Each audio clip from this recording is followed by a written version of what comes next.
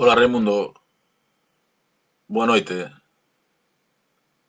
Ouvides ben? O son?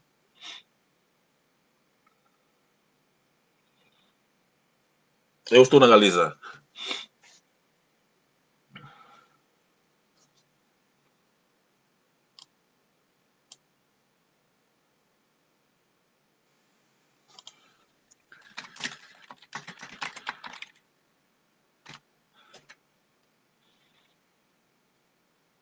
O que ouvides, non? Ok.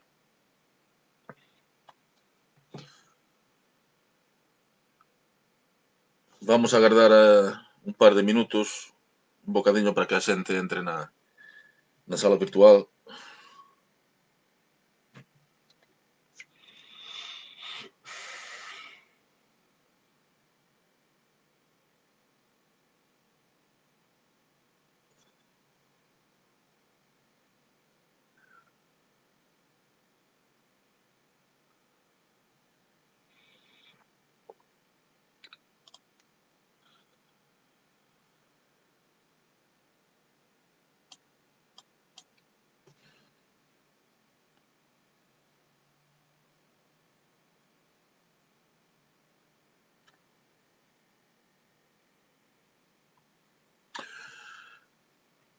Bueno, pois vamos a dar comezo puntualmente. Boa noite desde a Galiza, boa tarde aos brasileiros e as brasileiras. Eu son o Sursallán, son investigador principal da FST no Instituto de Historia Contemporánea da Facultade de Ciencias Sociais Humanas da Universidade Nova de Lisboa. En primeiro de todo, eu quería agradecer o convite aos organizadores, as organizadoras destes magníficos encontros, non, de historia en cuarentena. É unha boa oportunidade para partillar as nosas pesquisas e as nosas reflexións nestes momentos de pandemia, non, sobre a propia historia, as humanidades e as ciencias sociais, non. Bon, os organizadores solicitáronme que eu falase aquí da miña experiencia sobre a arqueoloxía do pasado contemporáneo. Non estou a facer descoberta ningunha. No Brasil, a arqueoloxía histórica xa ten un desenvolvemento nos últimos anos moito importante. Tendes figuras estelares como Pedro Paulo Funari ou Andrés Aranquín. Eu teño inmensa sorte de ter traballado con arqueólogas e antropólogas físicas como Marcia Hattori, que está con nos na Galiza, o Candela Martínez Barrio, ou mesmo o Pedro Fermín Maguire, que está a facer a súa tese de doutoramento sobre campos de concentración. Entón eu simplemente vou falar da miña experiencia en arqueoloxía do pasado contemporáneo e a súa ligación con estes tres tópicos, non? A morte, o luto e o trauma. A miña presentación está estruturada en 5 pontos, brevemente. O primeiro é xustificar por que para que unha arqueoloxía do pasado contemporáneo. Fareino a través de 5 obxectos arqueolóxicos de 5 coisas provintes de 3 continentes distintos. O segundo ponto, unha breve reflexión sobre a arqueoloxía e a morte e a arqueoloxía da morte. No terceiro, falarei do luto e da ausencia do luto nestes contextos represivos, como foi a represión fascista durante a Guerra Civil Española na Galiza, a través de 3 persoas: a Aurora, unha muller da región da Extremadura, e os irmáns García Moral na Galiza. E o cuarto ponto, pois, xa falaremos do trauma, e quería mostrar o proxecto de etnoarqueoloxía da paisaxe rural da represión nunha área do interior da Galiza na que estamos traballando nos últimos anos. Bon, por que para que unha arqueoloxía do pasado contemporáneo? Algúns colegas nos últimos 10 anos están a escavar arqueolóxicamente campos de concentración nazis, tanto na Alemanha como na actual Polonia. Non? Isto é moito importante porque todos os estados totalitarios e o fascismo sempre procurou eliminar as pegadas, os restos materiais dos seus crimes. E isto fixeron tamén os milicos no Uruguai, temos a José Luis López Maz, a Carlos Marín, que están a traballar como as balas comuns, onde están soterrados os prisioneiros políticos. Por riba os militares construíron edificacións, floresta, intentaron invisibilizar conscientemente eses restos materiais. A mesma coisa aconteceu, evidentemente, nos campos de concentración nazis. De facto, apenas a documentación oficial, evidentemente, e os nazis procuraron invisibilizar eses restos materiais. De outra volta, os últimos sobreviventes dos campos de concentración están a morrer, lamentablemente, nos últimos anos, por tanto, o campo está abonado para o revisionismo histórico e para que o fascismo, pois, que está outra vez asombrando a Europa, pois camiñe nesa negación do Holocausto. Por iso é tan importante a arqueoloxía. Ben, nun destes campos de concentración, no campo de Sobibor, estaba especializado na eliminación de ciganos, xudeus europeos e tamén prisioneiros de guerra soviéticos. Esteve en activo entre o ano 42 e 43. Os historiadores calculan que morreron lá, foron asasinados, gaseados, entre 200.000 persoas e 250.000 persoas. Bon, pois o arqueólogo Joran Jaime ten encontrado os restos do crematorio, ten encontrado fragmentos minúsculos, miúdos de osos humanos e tamén os setos arqueolóxicos como unha identificación dunha nena sefardita chamada Judith de la Peña. Judith de la Peña era descendente dunha familia sefardita que fora expulsa de España pelos reis católicos e fuxira a familia aos Países Baixos e, como Ana Frank, foi capturada en Ámsterdam e foi gaseada con 7 anos de idade en Sobibor. E a arqueoloxía permítenos recuperar a identidade e a historia desta muller. Aquí tendes o xeto arqueolóxico, que é a placa de Judith de la Peña, e a investigación, a pesquisa posterior permitiu recuperar a vida e a biografía desta nena víctima do nazismo. Eu acho que esta arqueoloxía é importante porque está ligada, evidentemente, aos dereitos humanos. Non? O segundo lugar onde vamos viaxar é a Etiopía. Na Etiopía, nos últimos anos, con Alfredo González Ruibal, temos desenvolvido un proxecto de arqueoloxía do fascismo italiano, de estudo arqueolóxico da ocupación italiana do que era Abisinia, naquela altura. Non? É moi interesante porque a ocupación italiana empregou sistemáticamente armas químicas contra a poboación civil. E isto é algo que, na época de Berlusconi, na Italia, non era recoñecido oficialmente. Tampouco na España. España foi o primeiro país europeo que empregou hiperita na guerra de Marrocos para bombardear as poboacións rifeñas, por exemplo.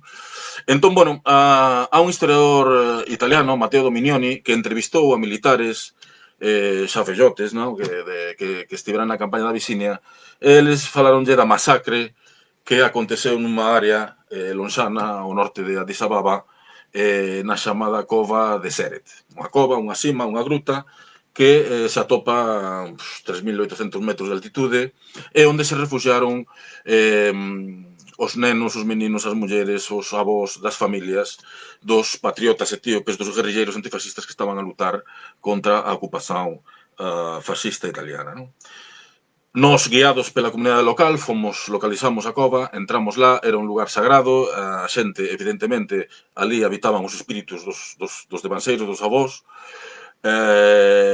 Non puidemos facer excavacións arqueolóxicas, non puidemos recoller, apañar o espolio arqueolóxico, mas puidemos fotografar e puidemos debuxar o interior da cova. É impresionante porque lá están as evidencias, están os esqueletos momificados dos meninos, mesmo coas roupas, os textis preservados, e a parte desas evidencias materiais da masacre atopamos un pequeno obxecto que podería ser empregado como proba pericial nun suízo diante do Tribunal da Haya, ¿no? Que eu teño aquí.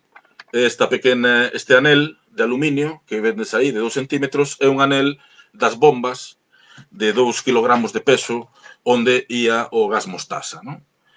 É dizer, novamente, bueno, isto é un traballo que temos publicado en World Archaeology no ano 2011, que podedes consultar en internet na rede, é unha, bueno, a mosa demostra como a arqueoloxía é unha ferramenta importante para denunciar estes atentados contra os dereitos humanos e demostrar que o fascismo italiano e o colonialismo italiano era brutal, como podía ser o nazismo ou de calquera outra potencia europea, non?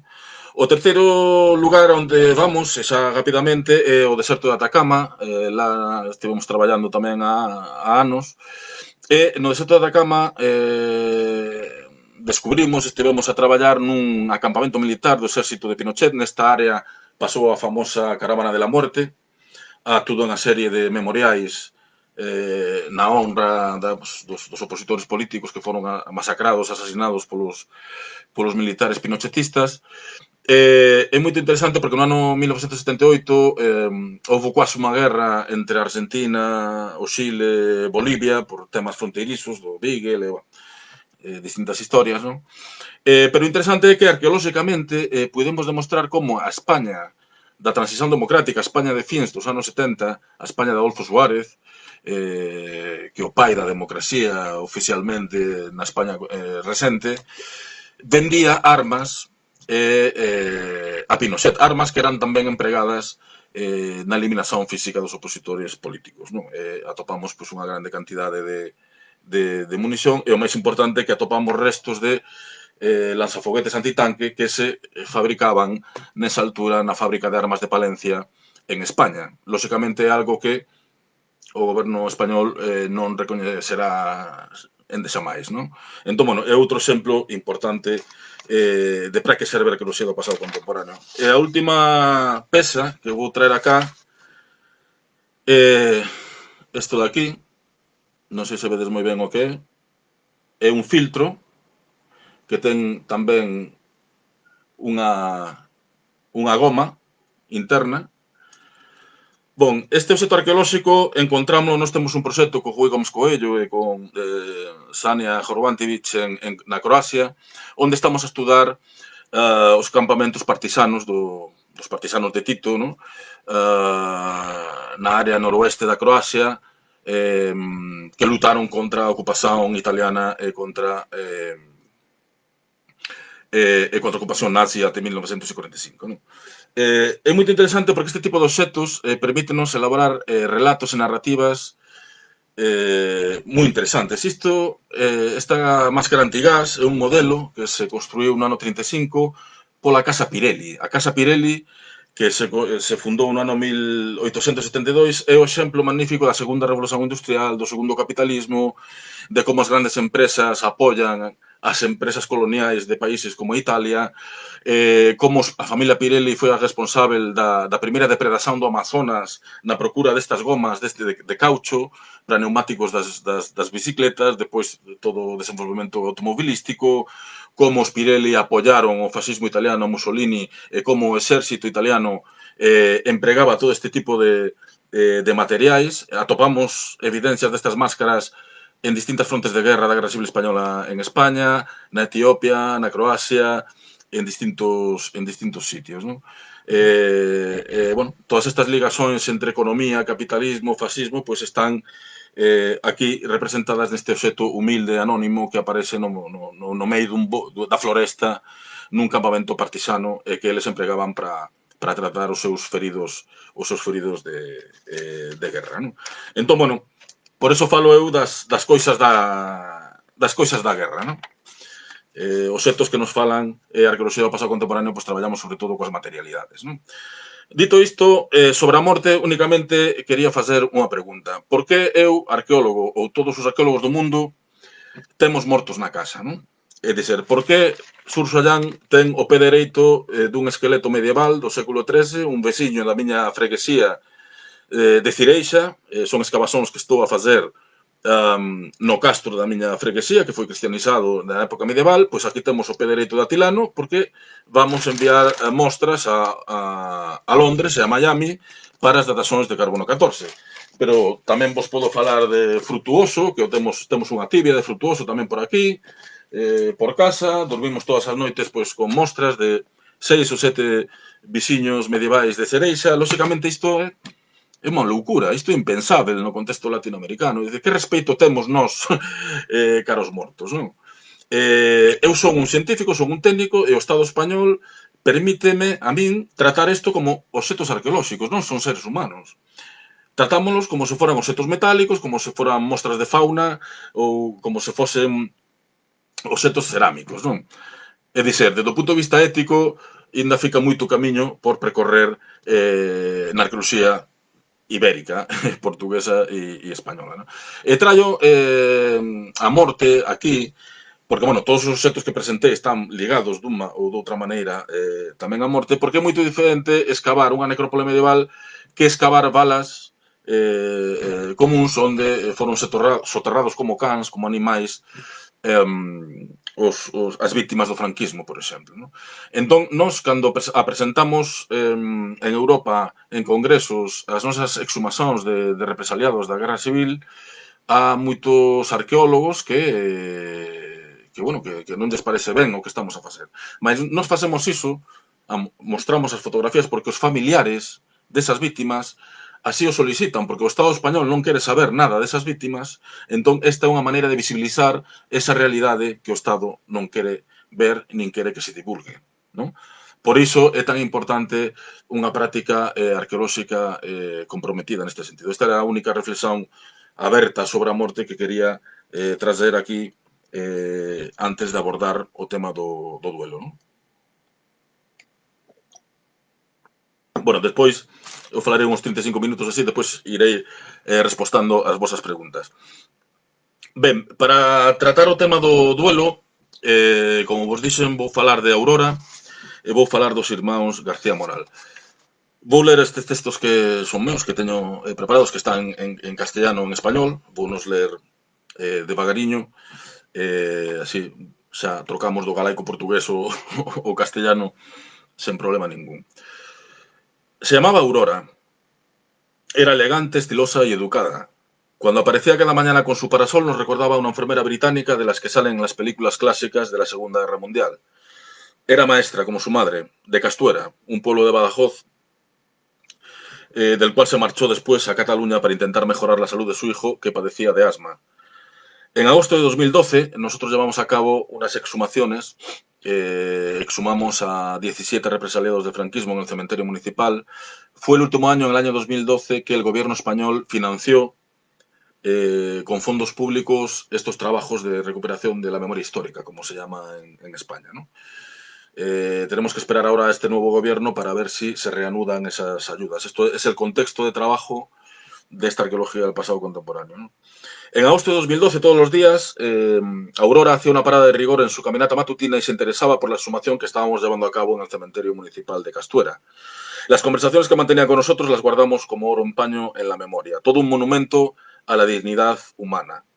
Como si estuviésemos en su aula, como si fuéramos alumnos de ella, Aurora hablaba con voz pausada, escuchaba con el corazón y miraba con unos ojos repletos de tristeza. Ella estaba buscando a su madre, la maestra. Tras la caída de Castuera en manos de las tropas franquistas en julio de 1938, partidas de falangistas, de fascistas, sembraron el terror. Una noche mataron en el cementerio a varias personas, entre ellas a la madre de Aurora, que estaba casada con un líder socialista de la región. El cadáver de la madre de Aurora acabó en una fosa común dentro del recinto funerario, dentro del cementerio. ¿No? Aurora nos recitaba de memoria el auto judicial en el que se recogía la detención y las acusaciones contra su madre. Le hervía la sangre al recordar las faltas de ortografía que se deslizaban por todo el documento. Aparte de fascistas y criminales, no sabían escribir, nos decía ella. La maestra, su madre, era el enemigo público número 1 para estos integristas. Es como la película de La lengua de las bolboretas, La lengua de las mariposas, ¿no? Basada en la novela de Manolo Rivas, ¿no? Aurora llegó a pedirle de rodillas a un vecino que le dijese dónde estaba la fosa de su madre antes de morir. El vecino había sido testigo directo de los hechos, pero evitaba a Aurora como si viese al diablo. Aún así, se hicieron unas zanjas valorativas, hicimos unas zanjas valorativas en la entrada del cementerio, pero no apareció nada. Aurora, sin embargo, no perdió nunca la esperanza. Cuando encontramos una fosa con 11 individuos, la maestra que buscaba a su madre seguía con detenimiento el avance de los trabajos. Cada objeto, cada detalle podía ser una pista. Si nos aparecía un lápiz entre los huesos, porque la madera no se conserva, pero el grafito sí, normalmente, Aurora nos hablaba del compañero de martirio de su madre, un artesano aficionado al dibujo que siempre llevaba en el bolsillo cuartilla y lápices para dibujar. Si encontrábamos unos gemelos de camisa, Aurora nos hablaba de la tradición local por la cual las novias regalaban al novio el día de la boda unos gemelos. Esto es lo que se llama la vida social de los objetos, que es a lo que nos dedicamos los arqueólogos y las arqueólogas, ¿no? Aurora sabía que su madre no estaba allí, pero daba igual. Para ella, todos los asesinados que dormían el sueño de los justos en las fosas eran su madre. Esto es lo que los antropólogos llaman las comunidades de muertos, que se generan en estos procesos represivos, ¿no? Y nos daba las gracias en nombre de su familia por el trabajo que hacíamos. Ahora, Aurora no se perdió ni una sola de las conferencias que impartimos en la Universidad Popular de Castuera. Cada intervención que hacía en los debates era antológica. No había rencor en sus palabras, incluso estaba dispuesta a perdonar. Lo que no podía hacer era olvidar. La exhumación de 2012 acabó con un homenaje republicano a las víctimas en el cementerio de Castuera. Las palabras que nos dedicó Aurora en su despedida nos hacen seguir creyendo en la humanidad. Aurora tuvo la buena suerte de nacer en la República Española y la trágica suerte de morir en el Reino de España. Aurora falleció en mayo de 2015 en Castuera sin haber encontrado a su madre. Mientras, los voluntarios de la memoria histórica, a los que tanto admiraba, los miembros de la Asociación para la Recuperación de la Memoria Histórica, que es una asociación civil, recibían en Nueva York el premio Alba Puffin de Derechos Humanos, un premio con dinero que les permitió mantener abierto su laboratorio durante años, porque no han tenido ningún apoyo del Estado español hasta el momento, igual que tampoco lo hemos tenido nosotros en las exhumaciones que estamos desarrollando en Galicia, ¿no?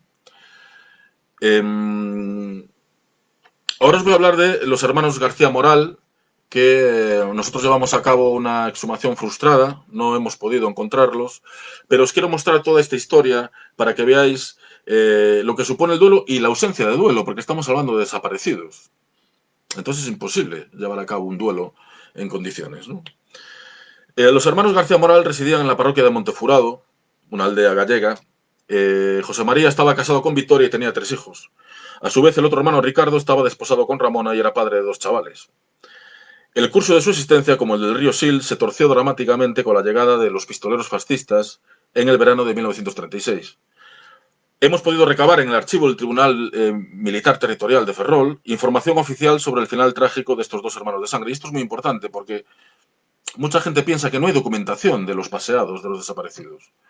Y todo lo contrario, el golpe de Estado lo que generó fue una justicia al revés. Es decir, hay levantamientos de cadáveres, hay toda una serie de documentación, incluso de identificación de los asesinos, pero evidentemente las autoridades militares lo que hacían era abandonar los casos. Pero esa documentación existe y se puede consultar, ¿no? Esta documentación muestra claramente la total impunidad de los asesinos que hacían el trabajo sucio para estas nuevas autoridades golpistas. El 6 de septiembre del año 36 fueron sacados de sus casas por los fascistas de Montefurado, así aparece reflejado en la documentación oficial, como así declaró la viuda de José en la instrucción cursada por el juzgado de Quiroga. La partida estaba dirigida por Clemente Vidal y la formaban 3 fascistas, Constantino Vicente, José Yáñez e Isidoro Rodríguez. O sea, los asesinos, ahí están. Tras un interrogatorio en el cuartel de Falange, los 2 hermanos son introducidos en el tren mixto que desde la estación de Montefurado se dirigía a Monforte de Lemos. Esto era bastante extraño porque desde el golpe de Estado estos paseos obedecían a otro tipo de dinámicas. Los falangistas de un ayuntamiento, por norma, actuaban en otros territorios vecinos y empleaban camionetas o coches requisados. El recorrido en tren a la vera del Sil es espectacular. La vía serpentea, se suceden los viaductos y las pequeñas estaciones. José y Ricardo no sabían a dónde iban. Al cruzar el río Olor, el convoy va a poca velocidad. En este tramo dificultoso, el último paso para acceder al Valle de Lemos. Los falangistas obligan a los presos a bajarse en la estación de Aporo de Brollón, los acribillan a tiros, los matan. José recibe 3 impactos de bala y Ricardo 4. la denuncia en el juzgado municipal de Aporo Brollón no deja lugar a dudas, que al lado de dichos cadáveres aparecieron casquillos correspondientes a balas de fusil Mauser y que al parecer fueron muertos por fuerzas de Falange Española al intentar detenerlos, pero sin que se sepa quiénes fueron. Los dos cadáveres aparecen en la carretera Quiroga y ahora empieza todo ese proceso de visibilización del terror, de exhibición de los cadáveres, ¿no? Para amedrentar a la población civil, ¿no? Esto está muy estudiado desde el punto de vista antropológico, ¿no? Los dos cadáveres aparecen delante de una casa al pie de la carretera. En el paraje de Hacha de Castroncelos tiene lugar la inspección ocular por parte del juez y del médico. No deja de ser curioso que eso, al menos, ocurriese en los inicios del franquismo y sea algo imposible en la España de hoy. A día de hoy, en la España democrática, ningún juez o jueza se ha personado en una fosa común del franquismo y ha abierto diligencias. Esto demuestra la normalidad democrática de nuestro país y demuestra el tipo de arqueología que estamos haciendo totalmente voluntarista, sin apoyo del Estado, ¿no? De ahí los cadáveres fueron llevados en un carro de bueyes, el carro de bueyes es el símbolo de la represión en la Galicia rural, al atrio de una iglesia, de la iglesia de Castroncelos. Allí son enterrados y se dice claramente en una fosa abierta, al lado de la esquina de la iglesia, etcétera, etcétera. Desde 1936 no se ha vuelto a saber nada de ellos y en el año 2016 la familia de estas dos víctimas solicitó ayuda a la Asociación para la Recuperación de la Memoria Histórica, ¿no? Con vistas a exhumar los restos de sus seres queridos. Esta primera intervención llevó a localizar cosas del destino, las víctimas, otras dos víctimas asesinadas en 1938, ¿no? Según testimonios orales, los dos hermanos se encuentran debajo del altar de la iglesia. ¿Cómo es eso posible? Pues porque décadas después un cura párroco mandó destruir la iglesia antigua en los años 50 y construir una nueva. Y cambió de orientación y estos cadáveres pues, han quedado debajo realmente del altar mayor, ¿no? En julio de 2018 intentamos localizar a estos dos hermanos. Y para que veáis cómo se hace este tipo de arqueología del pasado contemporáneo, con la presencia de las familias y de las víctimas, ¿no? Bien, para financiar esta intervención estuvimos vendiendo camisetas en las ferias, vendiendo vino. Con ese dinero, como feriantes, y somos científicos y tenemos nuestros trabajos y trabajamos en la universidad, pues vamos por las ferias para conseguir dinero para pagar los análisis de ADN, para pagar la pala mecánica, la maquinaria empleada en los trabajos de exhumación, es decir, todo con voluntarismo, ¿no? El dinero recaudado nos permitía hacer eso. Otros colegas en Valencia, por ejemplo, hacen conciertos de música heavy, de tributo a bandas como The Scorpions o Europe, y el dinero que se gana ahí se utiliza para solventar esta deuda con los derechos humanos. No lo hace el Estado, lo hace la gente con su dinero y con su tiempo. Esta es la situación actual en España, ¿no? Gracias a Cristina Sánchez Carretero, antropóloga del Instituto de Ciencias del Patrimonio del CSIC, conocemos bien los procesos de duelo en las comunidades locales. En Galicia, y en más sitios, claro, las mujeres gobiernan los cementerios. Hace años, en una charla impartida por un tecnócrata dedicado al desarrollo rural, afirmaba sin complejos que las mujeres rurales son un grupo débil que hay que priorizar. Estas mujeres sostienen la comunidad, la identidad y la memoria. Pepe Ogando, nieto de uno de los hombres que estamos buscando, nos mostraba, durante la exhumación, una fotografía histórica. Tres señoras, enlutadas, de luto riguroso, vecinas de Montefurado, sonríen a la cámara. Las tres fueron represaliadas por el franquismo. Como ellas, en las parroquias de Brollón, las mujeres empoderadas son las emprendedoras, las que se preocupan por el patrimonio, por el pasado y por el futuro.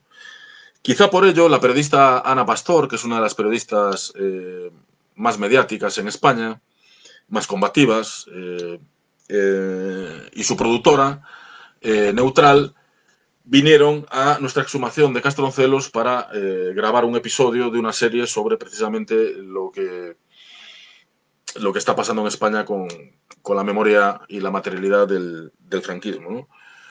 En estos tiempos de prisa por la noticia, de zozobra periodística, es un orgullo contar con mujeres como Ana Pastor o su productora Fátima, ¿no? Además de ellas, acudieron a la cita otros dos profesionales del mundo audiovisual que trabajan para la cadena estadounidense HBO. Es decir, la televisión pública gallega o la televisión pública española jamás ha ido a una fosa común del franquismo y, en cambio, una cadena estadounidense como HBO sí que se presenta ahí para grabar lo que estamos haciendo, ¿no? Un ejemplo más de la importancia de esta arqueología del pasado contemporáneo, ¿no? Durante la exhumación contamos también con la escritora y profesora Olga Novo, que creo que nos está escuchando, quien jugó un papel clave durante los trabajos. Contactó con las mujeres mayores que mandan en el templo, en la iglesia y alrededores, se hizo con la llave de la iglesia para dejar acceder a los periodistas, cosa nada fácil, se trajo a ancianos del lugar para que aportasen su testimonio y convenció al cura párroco para continuar con los trabajos en el futuro. Otra mujer, Carmen García Rodeja, acudió también al rescate. Atender a los familiares de las víctimas durante la exhumación es fundamental. Aquello es un carrusel de emociones, de frustraciones y esperanzas que se suceden tras cada palada de tierra. El trauma está ahí vivo, ¿no? Y nosotros estamos exhumando esas cicatrices bajo tierra, ¿no? La ausencia del Estado se cubre con la colaboración de personas y entidades. El Consejo Superior de Investigaciones Científicas, en este caso la agencia de investigación más importante de España, aporta tecnología, como un gradiómetro que nos permitió localizar el trazado de la antigua iglesia. El alcalde, en este caso, que es del Bloque Nacionalista Galego, y su secretario, el secretario de Ayuntamiento, que está muy concienciado con la memoria histórica, pues también nos han apoyado, algo que tampoco es muy normal en España. Y esto contrasta con la idea que muchos arqueólogos tienen y que defienden, que la sociedad no debe de marcar la agenda arqueológica. Bien, pues nosotros creemos que sí, evidentemente, ¿no? Y en estas situaciones, en las exhumaciones, todo es diferente, ¿no? Los nietos nos pedían que intentásemos de nuevo abrir más área, ¿no? En la zona sondeada hace 2 años, ¿no? Cuando consideramos que aquello estaba agotado, que no había posibilidades, le indicamos al palista que dejase ya los trabajos porque no tenía sentido. Entonces tenéis que ver ese momento en el cual el nieto, que está buscando a su abuelo, con los ojos vidriosos, Pepe Ogando se acerca y nos pide que por favor abramos medio metro más, ¿no? Solo medio metro más, por favor. Es que se te cae el alma a los pies, ¿no? Si mi abuelo estuviese allí enterrado, yo excavaría con las uñas, ¿no? Es muy duro quedarse a centímetros de la verdad, ¿no? Y creo que esto muestra bastante bien todo este tema del duelo y de cómo no se puede cerrar todo ese ciclo. Y eso está pasando también con el COVID-19, ¿no? El no poder despedirse de tus seres queridos en Galicia es algo que se considera una mala muerte, una muerte morrida, ¿no? Porque no recibes el respeto de la comunidad, de los familiares y, bueno, que os voy a contar en los contextos rurales la importancia del duelo en estas comunidades campesinas. Me queda poco tiempo, de verdad que voy a hablar solo unos 7 u 8 minutos más. Y como os prometí, para hablar del tema del trauma, os quiero presentar un poco el tipo de etnoarqueología que desarrollamos nosotros en estos contextos rurales. Todo esto está bastante más ampliado en un artículo que publicamos en la revista Vestigios, de revista latinoamericana de arqueología histórica, brasileña, que publicó en enero un monográfico precisamente coordinado por Alfredo González Rival sobre esta arqueología del pasado contemporáneo y la Guerra Civil Española que estamos trabajando en España, ¿no? Bien, ¿qué es esta etnoarqueología de un paisaje traumático, ¿no? Bien, ya os he avanzado muchas cosas en los ejemplos anteriores y esto es una especie de síntesis de cuál es la situación, ¿no? En España. El denominado proceso de recuperación de la memoria histórica en España, desde comienzos de la década de 2000, fue un acicate muy importante para la investigación sobre la represión franquista en la retaguardia durante los 3 años que duró la Guerra Civil, entre 1936 y 1939, ¿no? Desde el mundo académico contamos con grandes síntesis del fenómeno represivo a escala nacional y con estudios regionales y comarcales que remarcan las dinámicas propias de cada territorio, intentan cuantificar las víctimas de la violencia política y buscan definir la duración, intensidad y alcance de los ciclos represivos, ¿no? En cuanto a la arqueología del pasado contemporáneo, esta sigue siendo minoritaria en el mundo universitario español, por lo que la investigación sobre las materialidades del terror ha estado protagonizada con una gran dosis de voluntarismo y activismo por arqueólogos y antropólogos forenses, en colaboración con asociaciones de víctimas del franquismo, tales como la RMH, Asociación para la Recuperación de la Memoria Histórica, o como el Foro por la Memoria, que es una entidad que está pues, más vinculada en este caso al Partido Comunista, ¿no? Esta arqueología se ha centrado en las exhumaciones de represaliados, un ámbito de estudio que ha interesado también a antropólogos sociales, políticos y culturales. Paco Fernández, por ejemplo, lleva muchos años trabajando en esta línea. En nuestra opinión, este panorama no favorece la interdisciplinaridad y ha consolidado la separación de saberes y objetos de estudio. Los historiadores documentan la violencia, recogen testimonios orales y cuantifican víctimas. A su vez, los lugares quedan en manos de los arqueólogos, de nosotros, mientras que los procesos memorialísticos, patrimonialización, duelo, conmemoración, son analizados por antropólogos y etnógrafos, ¿no? Nuestra propuesta teórico-metodológica pretende superar estos límites disciplinares y abordar de manera integral la cartografía del terror fascista. Esta etnoarqueología del paisaje reconoce el carácter polisémico y multidimensional de los espacios represivos en los que confluyen voces, narrativas, materialidades, cosas y documentos y memorias. Esta etnoarqueología se centra en el estudio de los procesos de apropiación y construcción de los paisajes por parte de grupos nativos, individuos o sectores de las comunidades locales en un territorio determinado. Es como la etnoarqueología que se puede desarrollar pues, con cualquier grupo étnico, entre comillas, ¿no? Esta perspectiva etnoarqueológica aplicada a poblaciones contemporáneas es capaz, o debería ser capaz, de ver cómo se reflejan esas relaciones en la formación de los registros arqueológicos recientes y en la transformación de los paisajes. A su vez, participamos de un enfoque crítico y poscolonial que presta atención a las prácticas culturales y políticas olvidadas y reprimidas de los subalternos, ¿no? Desde estas coordenadas no tratamos únicamente de esbozar una geografía de la represión o de georreferenciar un paisaje o un mapa de fosas, sino que en este sentido nuestro objetivo es cuádruple. De construir el relato articulado por los perpetradores, por los asesinos, y leer en clave antropológica las fuentes documentales generadas por esta justicia al revés, improvisada por los sublevados. Las investigaciones oficiales sobre asesinatos, iniciadas por la justicia militar, con causas que siempre son sobreseídas, aportan elementos claves para acceder a la atmósfera generada por el terror y a la lógica represiva que lo sostuvo. La investigación documental, en este caso, es fundamental. El segundo objetivo es visibilizar los vestigios del terror, aquellas materialidades que los fascistas se empeñaron en invisibilizar por todos los medios a su alcance. La eliminación física de las víctimas se acompañaba de una labor ardua de damnatio memoriae que las hacía desaparecer del espacio público. Las exhumaciones, frustradas o no, son la herramienta más eficaz a la hora de hacer público este pasado traumático que sigue incomodando según el contexto sociopolítico de trabajo, ¿no? El tercer objetivo es estudiar no solo las víctimas, sino también los supervivientes y los combatientes contra el régimen. Pretendemos reconstruir arqueológicamente las redes de hospitalidad que permitieron sostener una resistencia armada durante más de una década en contextos rurales. Aquí con Luis Gómez Coello estamos desarrollando un proyecto de arqueología de la guerrilla en la zona de Chaves, en Cambedo de Arraya, que también publicamos en esta revista Vestigios, ¿no? La arqueología del paisaje es el medio más apropiado para acercarnos a un modo de vida tradicional ya extinto, pero que ha generado a su vez ruinas que pueden ser tratadas con metodología arqueológica. Y al margen de la historia oficial del relato historiográfico, perviven en el imaginario colectivo visiones y recuerdos de aquellas jornadas de terror, voces apenas escuchadas que siguen marcadas por el silencio, el trauma y la autocensura. Estas narrativas vinculan personajes y microeventos violentos a determinados lugares, ¿no? Todo ello genera, por un lado, cartografías mentales que se proyectan en el paisaje y, por otro, comportamientos colectivos que apelan a una ética comunitaria a la hora de condenar la violencia gratuita e indiscriminada de los pistoleros fascistas. Excavar en estos recuerdos, sacarlos a la luz y reactivarlos en el presente es uno de los objetivos de nuestro proyecto, ¿no? Un ejemplo de todo esto es reconstruir arqueológicamente el proceso de institucionalización del terror que tiene lugar en el verano del año 36, ¿no?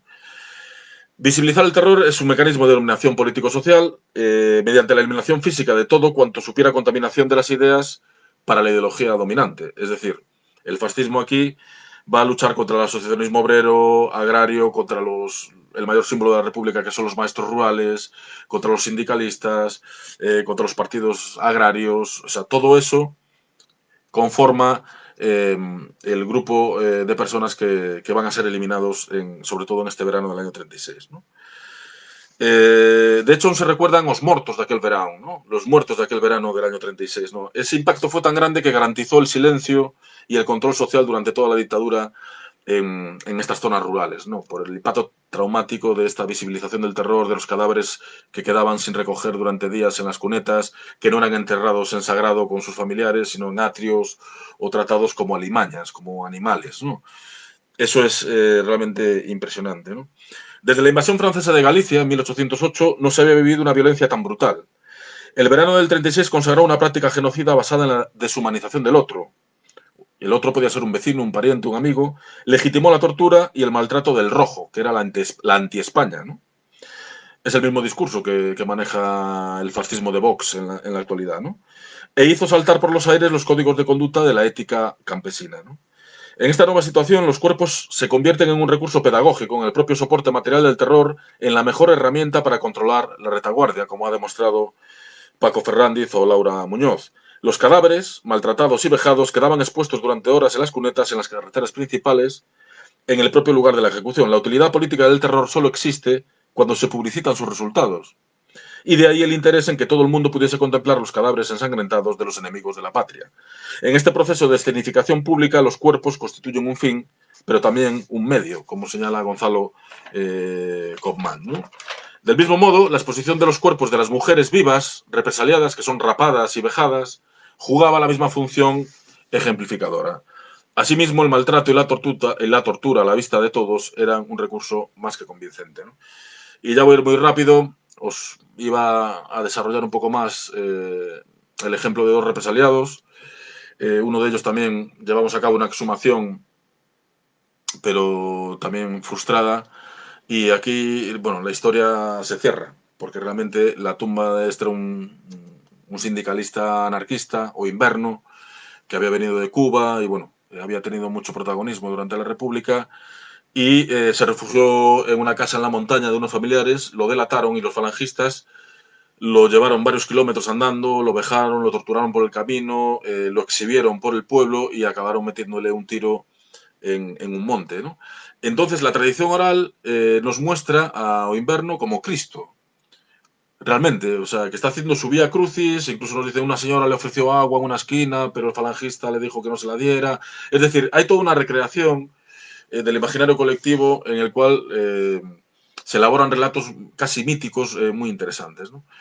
Fue la nieta de Oinverno, que vive en Nueva York, esta familia fue muy represaliada, quien solicitó la ayuda para llevar a cabo la exhumación. Y finalmente esta no se pudo llevar a cabo porque en su día fue enterrado en una zona del atrio de la iglesia de Sá, que después fue ocupado por tumbas en los años 60-70. Y encima del lugar donde estaba enterrado Inverno están enterrados miembros de la familia de falangistas que contribuyeron a su asesinato. Yo creo que es el mejor ejemplo del terror y de todo este proceso tan, tan traumático, ¿no? Y que sigue marcando el rural gallego. De hecho, nosotros, bueno, conseguimos todos los permisos para llevar a cabo la sumación, de higiene, de sanidad, y lo curioso es el permiso del obispado, de la Iglesia Católica. El cura párroco se desplazó, vive en otro sitio, a muchos kilómetros, para informarse de quién era el director arqueólogo que llevaba a cabo esa intervención, y el permiso de la Iglesia acaba con un párrafo en el cual se dice que se da permiso siempre y cuando esta intervención no divida a los feligreses ni genere división, ¿no? Que es el discurso de la derecha española cuando se opone sistemáticamente a estas cosas de la memoria histórica, a estas cosas de la guerra, ¿no? Y el siguiente ejemplo, y ya acabo, os lo prometo, es un maestro, Juan Abramo Dios. Como os dije, los maestros republicanos eran el símbolo del régimen y realmente la represión fascista se cebó con ellos, ¿no? La historia de Juan Abramo es impresionante. Él venía de una zona de Galicia en la cual hay muchos viveros, una agricultura muy desarrollada, y se vino a esta zona del interior y ayudó pues, a los campesinos a plantar árboles frutales. Aún se conservan los árboles frutales que plantó el maestro. Y bueno, fue denunciado por el cura y por un fascista local que también era maestro y que se quedó con su escuela y que se quedó también con su novia, eso es lo que nos cuentan, y que acabó ocupando cargos durante el régimen. Es una historia muy, muy, muy triste, ¿no? Y es impresionante el levantamiento, el acta de levantamiento del cadáver, ¿no? Porque esto fue el 3 de septiembre de 1936 y Juan Abramo se dirigía a la escuela para comenzar el curso. Entonces iba de punta en blanco, ¿no? Dice, Abramo apareció muerto en la cuneta de la izquierda de la carretera en dirección a Quiroga, con cabeza hacia el sur, sobre el lado izquierdo mirando a la carretera, se hallaba vestido con pantalón y chaqueta azules, camisa blanca, corbata azul con pinzas blancas rojas, zapatos de color, calcetines grises, cinto claro, sin que en los bolsillos se le encontrase cosa alguna, nada más que un pañuelo blanco, bordado con las iniciales J que le haría su madre, su novia o un ser querido, ¿no? Y la familia, bueno, pues acabó enterrado en una fosa común en el atrio de la iglesia de Abrense y la familia, años después, pues sacó el cuerpo y decidió que fuese enterrado en ese cementerio. La memoria de Juan Abramo es algo que se ha ocultado durante décadas y ahora, el año pasado iniciamos un proyecto en la parroquia de San Mamede de Vilachá, donde él era maestro. Es un proyecto que se llama Adegas da Memoria, que tenemos página de Facebook, tenemos una serie en internet que podéis seguir, Adegas da Memoria, Bodegas de la Memoria, y todo nuestro trabajo arqueológico ha permitido recuperar la memoria de este hombre y que esta pequeña comunidad campesina de 100 habitantes se reconcilie con su pasado y haga público algo que llevan ocultando tanto tiempo simplemente por autodefensa y por este impacto traumático, por este trauma que sigue vigente en la actualidad, ¿no? Y ya acabo con una pequeña reflexión final.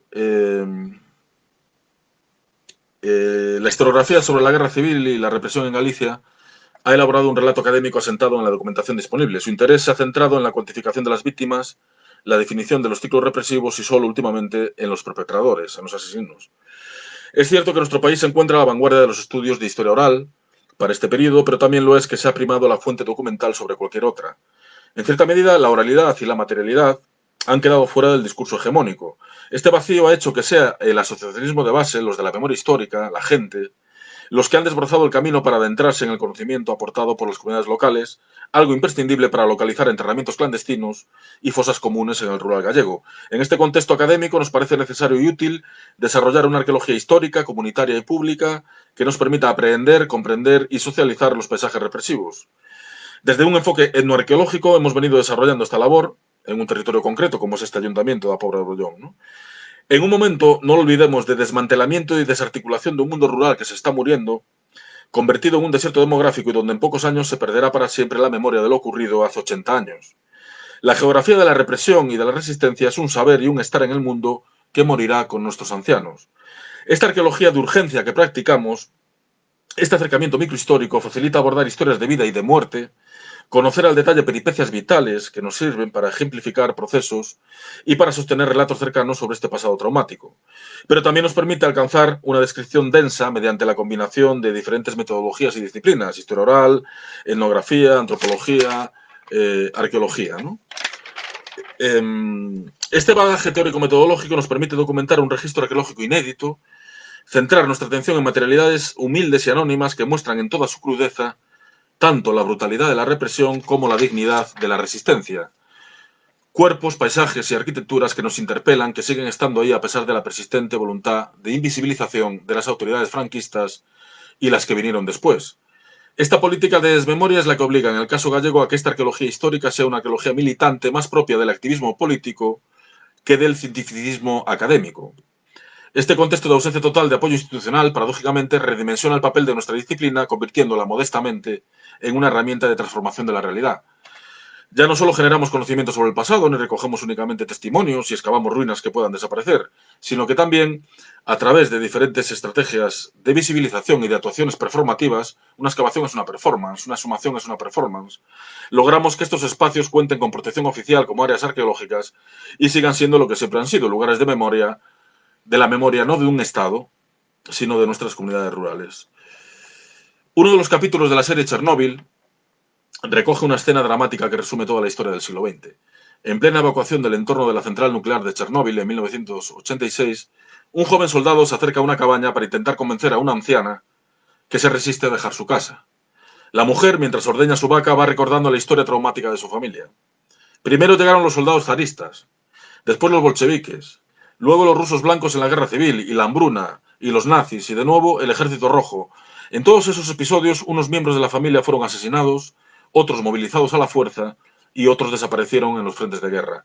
A pesar de la destrucción y de la muerte, esta familia campesina se negó siempre a abandonar su casa. La anciana, única superviviente, replica al joven soldado: ¿y tú quieres que ahora me vaya yo de aquí? Por algo que ni siquiera se ve, ¿no? Por la radioactividad, ¿no? Como esta señora ucraniana, los campesinos y las campesinas de Apolo de Brollón generaron un paisaje de resistencia que ha sido silenciado, olvidado e invisibilizado por los vencedores. Desde la arqueología pretendemos sacar a la luz ese espacio no ausente, exhumando sus materialidades, en las que también se encuadran los cuerpos, las fosas comunes, la arquitectura, el duelo y el trauma. Y nada más, muchas gracias, esto es lo que quería comentar y estoy aquí abierto a comentarios, críticas y lo que haga falta.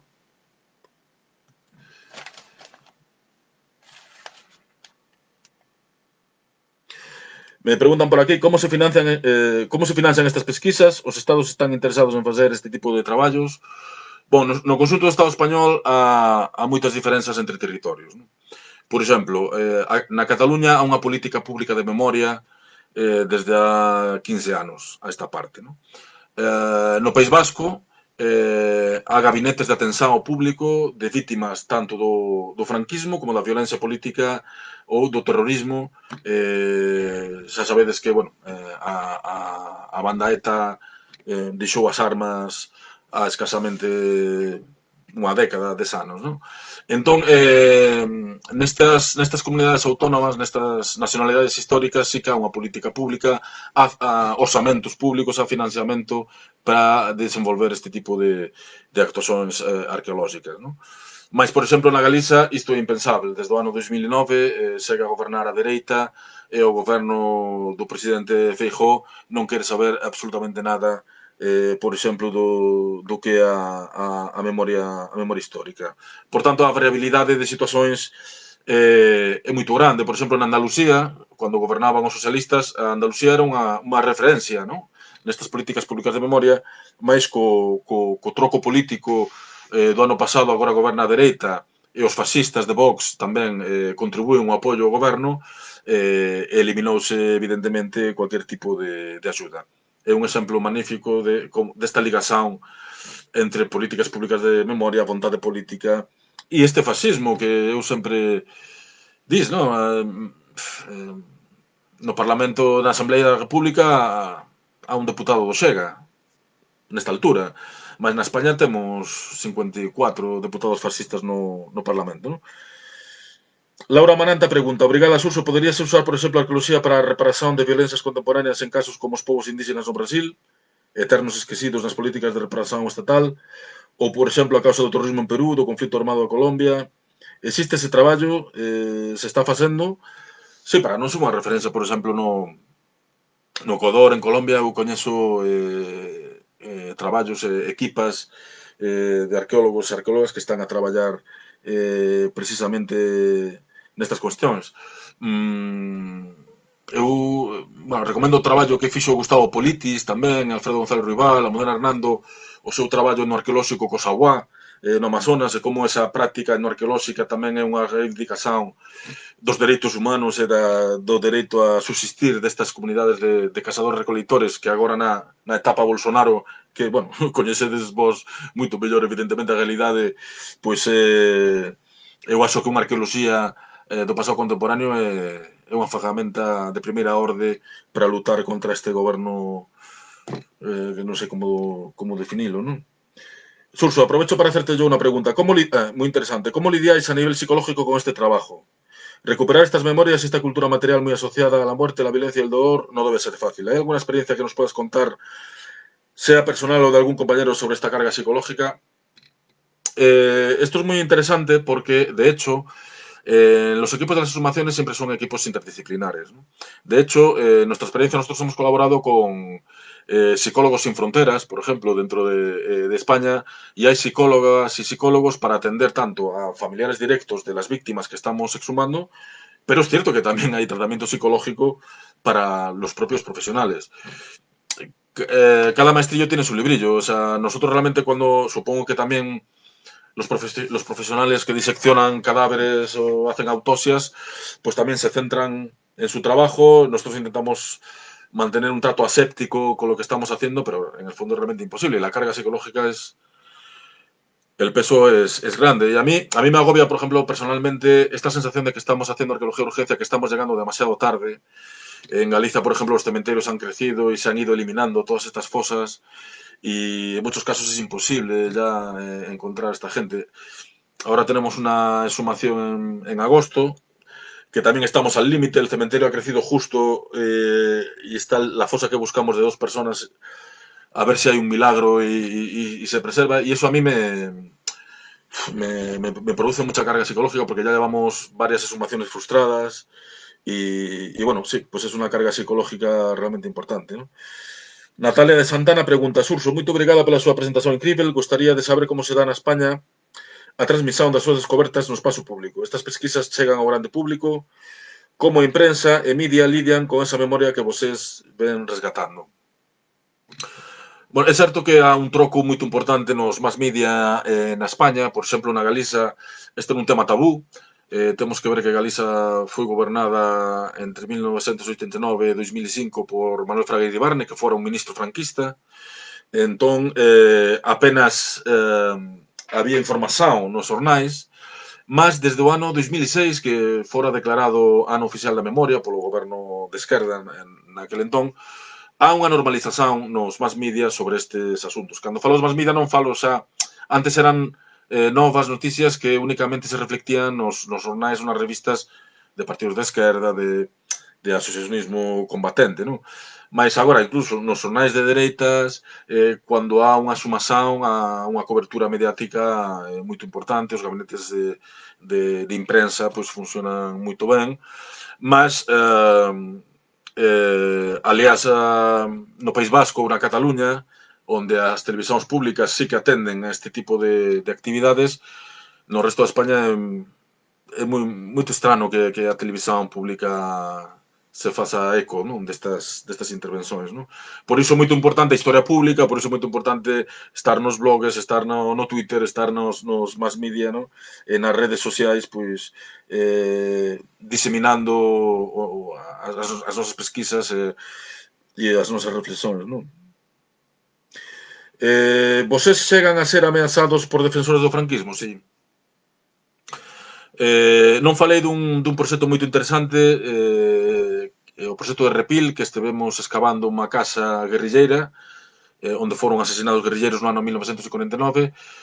A primeira excavación que nos fixemos, está aí a Marcia Jatori, que tamén bueno, fixemos 2 campañas.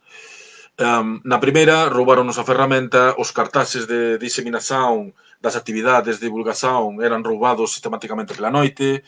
O dono da casa, que é neto da señora Teresa, que foi enviada á cadeia no ano 49 por apoiar os guerrilleiros, ele puxo unha placa conmemorativa e foi vandalizada, destruída, partillada, destruída, esnaquizada a mesma noite, e entón ele ten a placa na súa casa e cando facemos a homenaxe no lugar, pois trae a placa da casa, non? Mesmo na miña familia, na veciñanza, há moita xente que segue crendo a propaganda franquista de que esta xente eran atracadores, eran xente violenta, ladróns, e há moita xente que non gostan de que nos esteamos a escavar aí. O mesmo nos aconteceu en Cambedo a Gaia, ¿no? Cando estivemos lá o Gui Gómez, a Marcia e máis eu.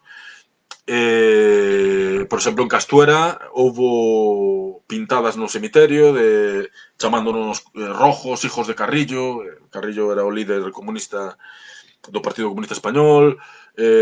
Sí, a verdade é que non é fácil traballar nestes contextos, o cual é demostra novamente a normalidade democrática do Reino de España, un reino no cual o rei é inviolável. O rei pode sair á rúa e violar meninos, matar xente, pode facer o que queira, que é inviolável, non? Laura Amaranta: sou italiana e fiquei moito interesada na súa investigación sobre o papel da Pirelli na época colonial italiana. Qual foi a repercusión dese traballo na Italia? No geral, os traballos de arqueoloxía contemporánea son difundidos só en ámbito académico ou tamén a nivel máis divulgativo? Bon, eu a verdade é que do contexto italiano non coñezo moito, mas creo que, bueno, a arqueoloxía, a maior parte da arqueoloxía na Italia é unha arqueoloxía bastante tradicional, mas están a facer cousas interesantes. Por exemplo, a Sara Di Nardi, que está de profesora nunha universidade na Australia, que é neta dun partisano, ela fez estudos fenomenolóxicos da fenomenoloxía da paisaxe partisana, abriu toda unha liña de arqueoloxía da resistencia partisana no norte de Italia, moito interesante. Eu acho que se están facendo cousas interesantes. Bon, eu acho que estas son as preguntas que me estaban pasando aquí os organizadores, non sei se Disculpas por estenderme tanto, mas, bueno, eu acho que é un tema tan interesante para min, claro, non sei para o resto, bueno, para min é un prazer, un auténtico prazer partillar esta experiencia con todos vos. Moito obrigado pela asistencia, pelas preguntas. Se queredes saber do que estamos a facer, temos un blog, Guerra en la Universidad, .blogspot.com, o sea, Guerra en la Universidad, tamén temos Twitter, levamos 10 anos publicando en tempo real un proxecto de arqueoloxía pública, non? De todos estes proxectos que estamos a facer. E máis nada, nos seguiremos traballando en temas de memoria histórica agora no verán. Temos dois proxectos, o proxecto do Castro de San Lourenço, que tamén ten páxina de Facebook, de Arqueoloxía en Comunidade, e a Vegas da Memoria, que todo semella que vamos traballar agora no mes de xullo e no mes de agosto. E nada máis, quería agradecer a Historia en Cuarentena, o convite, a Carlos e todos os organizadores. Moito obrigado pela atención, un prazer, saúde e república.